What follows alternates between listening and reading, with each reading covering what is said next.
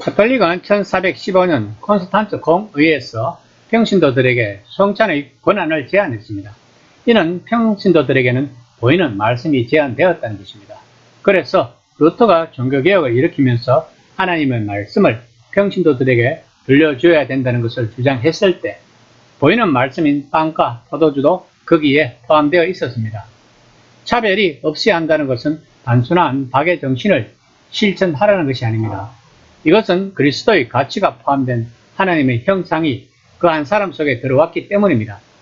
그러므로 성찬식은 교회에서 즐김마다 행하는 종교적인 예식이 아니라 우리의 일상에서 나누는 식탁으로 확장되어야 합니다. 그것이 아무리 천하고 더러운 곳이라도 그리스도의 이름으로 나누는 그곳에 하나님이 함께 하겠다고 약속하셨기 때문입니다. 성찬의 삶을 우리의 식탁 교제로 확대할 때 바로 하나님의 나라가 그곳에 임하신다는 것입니다. 다시 말하면 하나님의 말씀이 우리의 일상 삶에 나타나는 것이 하나님의 나라인 것입니다. 칼빈은 직업 소명서를 이야기했습니다. 즉 우리들은 만인 제사장들이기 때문에 모든 직업은 하나님이 주신 성스러운 것이라는 것입니다. 그러므로 우리가 이런 소명을 가지고 일하는 그것이 하나님 나라가 임재하는 것은 당연한 것입니다. 그 소명은 사람마다 다양할 것입니다. 오늘 본문에 나오는 사람들의 소명 또한 초대 교회를 일으키는 소명을 받았기 때문에 그들의 사역 속에서 역사하시는 하나님 나라를 볼 수 있을 것입니다. 20장 1에서 2절입니다. 소유와 그침에 바울은 제자들을 불러 고난 후에 작별하고 떠나 마게도냐로 가니라. 그 지방으로 다녀가며 여러 말로 제자들에게 권하고 헬라에 이르러. 원래 바울은 에베소에서 배를 타고 직접 고린도로 갈 계획이었습니다. 그러나 고린도 교회의 사정이 심각했으므로 디도에게 편지를 주어 고린도에 보내기로 작정했습니다. 바울은 마게도냐에서 디도를 만나 고린도 교회의 충성심과 유료에 넘친 보고를 듣고 몹시 기뻐하였다고 합니다. 바울이 마게도냐에서 얼마나 머물는지 알 수 없지만 이때 고린도 후서를 썼다고 합니다. 20장 3절입니다. 거기 석 달 동안 있다가 배 타고 수레아로 가고자 할 때에 유대인들이 자기를 해하려고 공모함으로 마게도냐를 거쳐 돌아가기로 작정하니. 바울은 이 기간 동안 가이오 집에 머물렀다고 합니다. 또한 이 시기에 로마서를 썼다고 합니다. 그리고 고린도 교회로부터 받은 헌금을 가지고 예루살렘에 가서 넘겨주려고 한다는 계획을 고린도전서 16장 1에서 4절까지 서술하고 있습니다.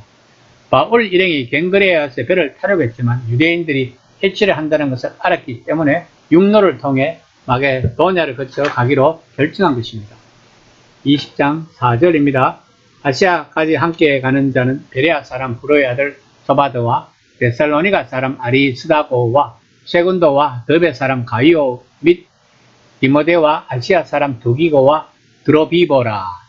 이처럼 여러 교회의 지도자들이 가담하면서 여행 동료가 크게 늘어난 이유는 어쩌면 모금한 상당한 액수의 돈을 들고 다니기 때문에 여러 사람이 함께 다님으로써 안전을 확보하려는 의도와 그 돈이 목적지에 안전하게 도착한 것을 목격하고 그것을 분명하게 증언할 사람들이 필요할 것이기 때문이었습니다. 20장 7절에서 12절까지는 도로에서 유두고를 살린 사건이 기록되어 있습니다. 유두고의 갑작스럽게 감동적인 이야기는 본문의 분위기를 가볍게 해주고 초대교회의 생활을 잘 들여다보게 해줍니다. 유두고라는 이름은 흔히 노예 이름으로 사용되었는데 운이 좋다는 뜻입니다. 유대인들은 어느 곳에 가든지 집을 3층으로 지었다고 합니다. 1층은 부엌과 응접실, 2층은 침실, 3층 다락방은 기도와 손님방, 집회 장소로 사용하였다고 합니다. 초대교회는 주로 이런 다락방에서 예배와 교제를 했다고 합니다. 한번 생각해 보세요. 밤늦은 시간까지 등불을 켜놓고 바울은 말씀을 전하고 있고 유두고는 창문에 걸터 앉아 있으면서 바울의 말씀을 듣고 있었다면 그가 잠이 든 것은 당연한 일일 것입니다. 그는 그의 이름을 유추해 볼 때 육체적인 일을 하는 자였을 것입니다. 만약에 유두고가 죽었다면 누가는 이 사건에 대해서 말하지 않았을 것입니다. 그러나 바울은 엘리야처럼 그를 붙잡아 끌어안았는데 그는 살아 있었습니다. 그가 죽었다가 살아난 것인지 아니면 그저 기절한 것이었는지 누가는 말하지 않습니다. 오늘 본문에서 땅과 바다를 건너 주인공이 온갖 사건에도 불구하고 목적지로 안전하게 데려가는 이야기에는 죽음과 생명, 예배, 교제와 축하의 순간들이 담겨 있습니다. 이 모든 순간순간 그들이 자신의 소명을 다하는 순간순간이 하나님 나라의 임재인 것입니다. 그 하나님 나라가 임하는 곳에는 생명이 있고 말씀이 만들어지고 예배가 있고 교제가 이루어진다는 것입니다. 이 시간 나는 내가 하는 일에서 소명을 가지고 일하고 있는지를 한번 생각해보는 시간이 되었으면 합니다.